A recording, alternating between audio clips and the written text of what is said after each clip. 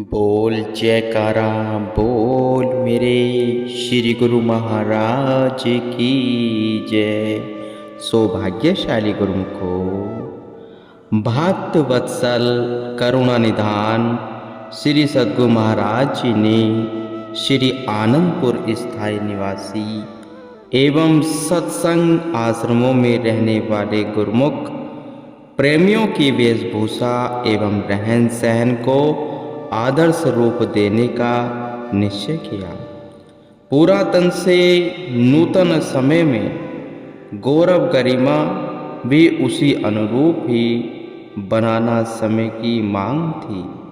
आप श्री आनंदपुर में रहने वाले स्थायी गुरुमुखों को अलग पहचान देना चाहते थे ताकि बाहर से आने वाले यात्री जिज्ञासु यहाँ आते ही सब समझ सके कि सचमुच ही ये गुरुमुख दुनिया की झिलमिल में रहते हुए त्याग तपस्या एवं भक्ति की मूर्ति हैं। अतः आपने सेवकों श्री आरती पूजा एवं श्री दर्शनों के समय सफ़ेद वेशभूषा पहनने का आदेश दिया। श्री आनंदपुर में अभी पक्की सड़कों का निर्माण नहीं हुआ था, इसलिए सेवा पर रंगदार कपड़े पहनने की अनुमति प्रदान कर दी गई। बाहर से आई हुई संगत ने श्री आरती पूजा एवं श्री दर्शन पर जाते हुए स्थायी एवं सत्संगी गुरुमुखों को जब सफ़ेद वस्त्र धारण किए हुए देखा तो अनायास ही उनके मुंह से निकला अपरंपार है। श्री सद्गुरु महाराज जी, आपकी महिमा अपरंपार है। कुछ प्रेमियों ने श्री चरणों में विनय की कि श्री परमहंस अद्वैत मत श्री आनंदपुर में श्री परमहंस स्वयं विराजमान हैं। उन्होंने अपने निवासियों को हंस बना दिया। हंसों के टारे कतारे और श्री आरती पूजा एवं श्री दर्शन का दिव्य नज़ारा हमें मानो वैकुंठ से बढ़कर खुशी प्रदान कर रहा है। श्री आनंदपुर में शरणागत परिवार एवं अन्य कम शिक्षित शरणागतों के लिए पाठशाला बनाई हुई थी। आपने पाठशाला के साथ साथ सबके लिए रामायण गुरुवाणी संत वाणियों को कंठस्थ करने का आदेश दिया। यहाँ के प्रबंधक बाई जी फरमाया कि हमारे शरणागत हर क्षेत्र में आदर्श बनाने चाहिए। प्रत्येक मंगलवार को इनसे याद की हुई वाणियाँ सुनी जाएं और शेष थोड़ा थोड़ा याद करने को कहा जाए। चूँकि श्री आनंदपुर में सेवा का सिलसिला अधिक होने का कारण इस ओर से अधिक समय देना कठिन था।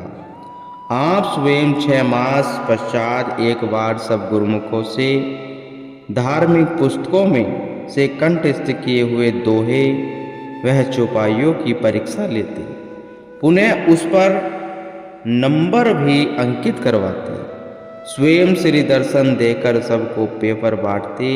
उस समय सबके मुंह से यही निकलता कि देखो, माता पिता भी अपने बच्चों से इतना हित नहीं करते जितना हमारे श्री गुरु महाराज जी हम सेवकों का ध्यान रखते हैं। गुरुमुख शरणागत चलते फिरते उठते बैठते दोहे चौपाइयों को कंठस्थ करते। ऐसा प्रतीत होता था मानो हर समय यहाँ पर प्रभु गुणगान एवं महापुरुषों की वाणियों की धुन गूंज रही हो। हर समय सेवा सुमरण दर्शन वह गुरु महिमा के मधुर गीतों से भरा वातावरण आनंद से पूर्ण पावन सौरभ बिखेरता। यह सब प्रताप आपका अपने प्रेमियों के प्रति अनन्य स्नेह के कारण था। श्री सद्गुरु महाराज जी श्री तित्यवा साहे जी के समय में वह उनसे पहले कुछ गुरुमुख भक्त सर्वस्व समर्पण कर शरणागत रूप में सेवा कर रहे थे। उन्हें साधु वेश प्रदान करने की आप श्री पंचम पातशाही की दिव्य मौज उठी। उनमें से कुछ भक्त अंदर सेवा में लगे हुए थे। भक्त गोविंद जी महात्मा आत्मा अखंडानंद जी, भक्त बलराम जी, महात्मा योगा सत्यानंद जी, भक्त मोटूमल जी और महात्मा आत्मा दयानंद जी, भक्त जगन्नाथ जी, महात्मा योगा प्रेमानंद जी, भक्त धर्मानंद जी, आत्मा अनमोल विवेकानंद जी तथा अन्य कुछ अधिकारी गुरुमुखों को यथा समय साधु वेश प्रदान करते गए। जिस दिन आप गुरुमुखों को साधु वेश प्रदान करते, उस दिन अंतर्मन में से प्रफुल्लित होकर वचन फरमाते कि हमने आज श्री परमहंस दयाल जी की अथाह मौजों की लहरों में एक डुबकी लगाई है। उन महात्माजनों को अपूर्व आनंद की अनुभूति होती और वे अहोभाग्य मनाते हुए आभार प्रकट करते। श्री गुरु महिमा के भजन गाकर श्री आनंदपुर में हर्षोल्लास का एक पर्व बन गया। साधु वेश प्रदान करते हुए आप हर बार विशेष प्रवचन फरमाते। आपने श्री वचन फरमाए, गुरुमुखों, श्री आनंदपुर दरबार भक्ति परमार्थ और साधना का दरबार है। यहाँ पर रहने वाले सब प्रेमी जिज्ञासु साधु हैं जो कि 24 घंटे साधना में लगे हुए हैं। साधना भी वही कर सकते हैं जो अपने इष्ट देव श्री सद्गुरु महाराज जी के बतलाए हुए आदेश अनुसार जीवन व्यतीत कर रहे हैं। हर एक इंसान साधना करे या साधु बन जाए ऐसा नहीं है। अपने ख्यालों से ही न कोई साधु बन जा सकता है और न ही साधना कर सकता है। खाली वेशभूषा पहन लेने से या साधु का लिबास पहन लेने से तो साधु नहीं बन सकता।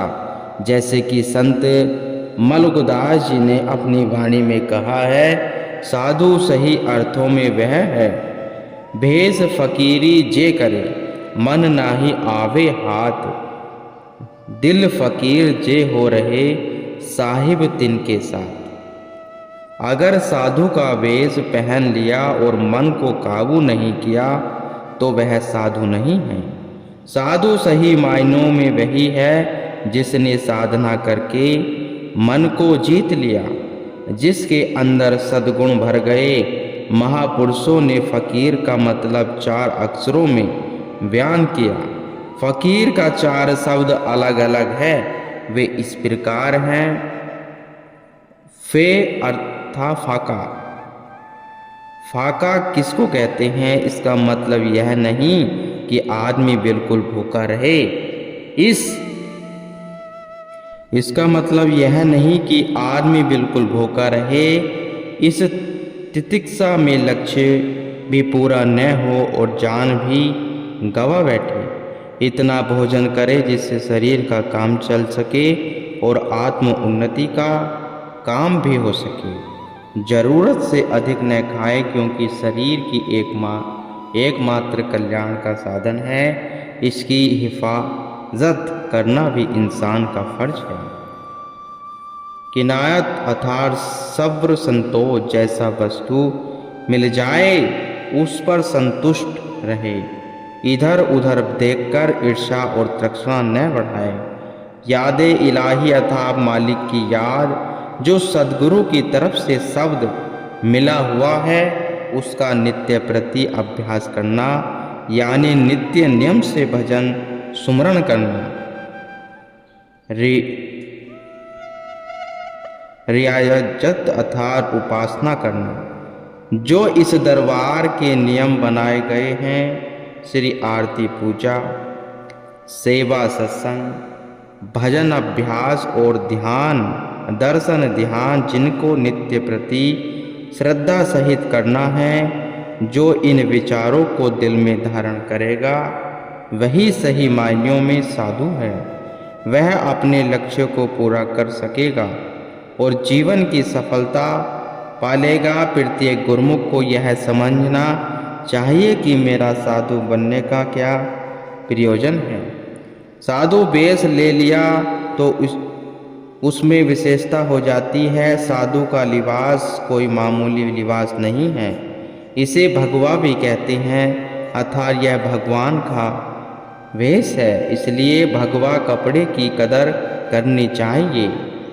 निर्वेरी निकामता स्वामी सेति ने विषय से न्यारा रहे साधन के मति ये है।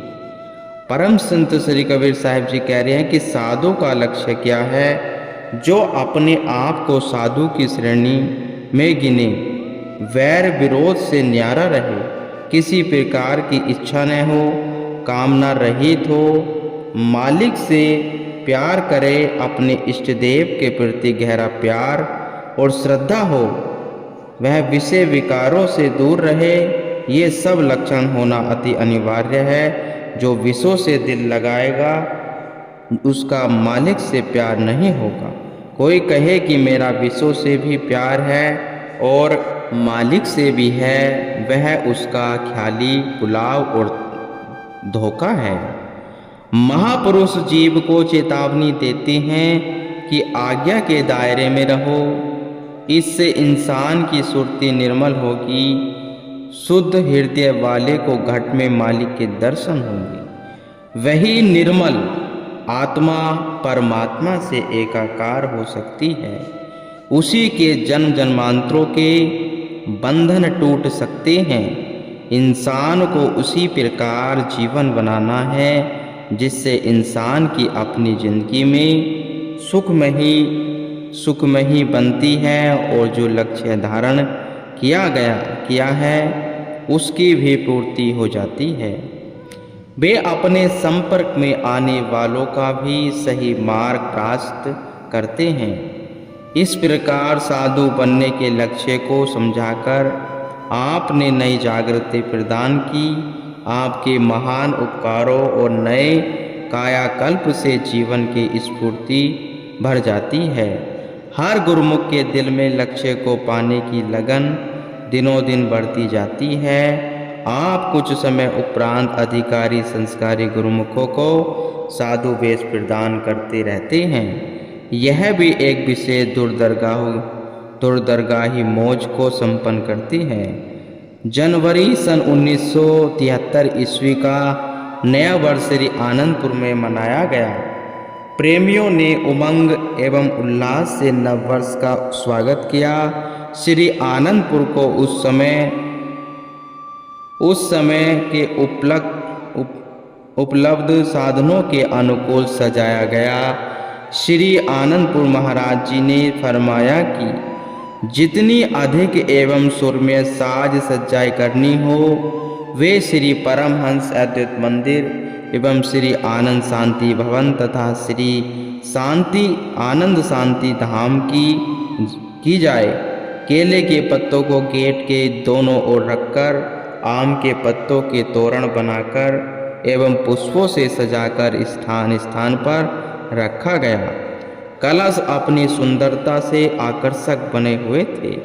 प्रातः श्री आरती पूजा के पश्चात श्री दर्शन खुले। आपके शीश के चारों ओर किरणों की स्वर्णम आभा विखरा सूर्य देव श्री दर्शन करते हुए मुस्कुरा रहे थे। उस सुनहली धूप में आपका तेजस्वी मुखमंडल प्रेमियों के हृदय गगन में नूरानी छवि की झलक से हर्षा रहा था। सुख मिलने के तरीके का संत राज बतलाते हैं। नाम भक्ति की करे कमाई, वे सच्चे सुख को पाते हैं। सदग्रंथों वह सदशास्त्रों ने, संतों की वाणियों ने यह शोध कर परिणाम निकाला है कि अगर सुख मिलता है तो वह नाम वह भक्ति की कमाई से ही मिलता है। नाम वह भक्ति की दौलत एकत्र करने से इंसान सुखों से माला माल हो जाता है। खुशियों से भरपूर हो जाता है। दुनिया की और चीज़ों में जो सुख है वह नामात्र है, केवल सुनने के लिए है, अनुभव करने के लिए नहीं है। क्षण मात्र के लिए जिसे सुन वह देख लिया है तो यह सुख नहीं है। कहते हैं ये मीठे फल जहर भरे हैं, सुख थोड़ा विपत्ति घनेरे हैं। दुनिया के सामानों का सुख नामात्र को भासता है, वह स्थिर नहीं है। शाश्वत आनंद और सुख इंसान सत्पुरुषों की संगति में आकर नाम और भक्ति को कमाई करके ही प्राप्त कर सकता है। यह सब इतिहास बन जाता है, सत्पुरुषों की वाणियाँ बतलाती हैं। दिल में तो दुनिया के सामानों की हवस और कामनाएं भरी हुई हैं और चाहता है मुझे सुख मिले, शांति मिले। यह कैसे संभव है? तारीफ उसकी गवाह है, पुराने इतिहास बतलाते हैं कि इनमें खुशी नहीं है। जब तक दिल में दुनिया की हवस है तब तक खुशी नहीं मिल सकती। उन्होंने खुशी का राज बतला दिया है। कहते हैं जो दिल हवस से पाक हुआ, दुख दर्द उसका सब दूर हुआ। जिस दिल में नाम की लगन लगी वह खुशियों से भरपूर हुआ। यही एक नुक्ता है कि जिसके दिल में हवस है, कामनाएं हैं, उस दिल को कभी आराम व चैन नहीं मिल सकता। जो हवस और वासनाओं के पाक हो गया हो, जिसने दिल में नाम और भक्ति की लगन को बसा लिया, उस प्रेमी का दिल खुशियों से भरपूर हो जाता है। गुरुमुखों, खुशी सुख वह शांति सबको चाहिए, चाहे कोई भिखारी है, चाहे कोई गृहस्थी है, चाहे कोई साधु त्यागी अथवा वैरागी है। आम लोग भी जहद करते हैं जो वह भी सुख के लिए। ऋषि मुनि योगी तपस्या भी सुख शांति की ही कामना करते हैं, मगर अंतर क्या है? आम दुनिया झूठे सुख के लिए अपना सारा कुछ न्यौछावर कर देती है, तन मन धन की बाजी लगा देती है। गुरुमुख जन भी तन मन धन की बाजी लगाते हैं, परंतु वे यह समझते हैं कि सत्पुरुषों की संगति में आने से ही वह शाश्वत सुख मिलेगा, जिसके पीछे फिर कोई दुख नहीं। इसलिए गुरुमुख जन इस बात के परखू होते हैं। उन्हें सत्पुरुषों की संगति में आकर निरख परख हो जाते हैं कि जिस चीज में सुख और किस चीज में दुख है। उनके ज्ञान चक्षु खुल जाते हैं। वे फिर निर्णय करके उसी चीज की चाहना करते हैं, बाकी दुनिया की चीजें उपयोग में लाने के लिए हैं, दिल में बसाने के लिए नहीं है। दिल में बसाने वाली चीज केवल मालिक का नाम है। मालिक की भक्ति ही सत वस्तु है। इसलिए गुरुमुख जन जिन्हें ज्ञान चक्षु मिल गए हैं, वे सच्चे नाम की दिल में अभिलाषा रखते हुए झूठ को दिल में त्यागते हुए संसार में विचरण करते हैं। वे अपनी जिंदगी सुखरूप बना लेते हैं और इस लोक में भी सुखी होते हैं और परलोक को भी संवार लेते हैं। गुरुमुख।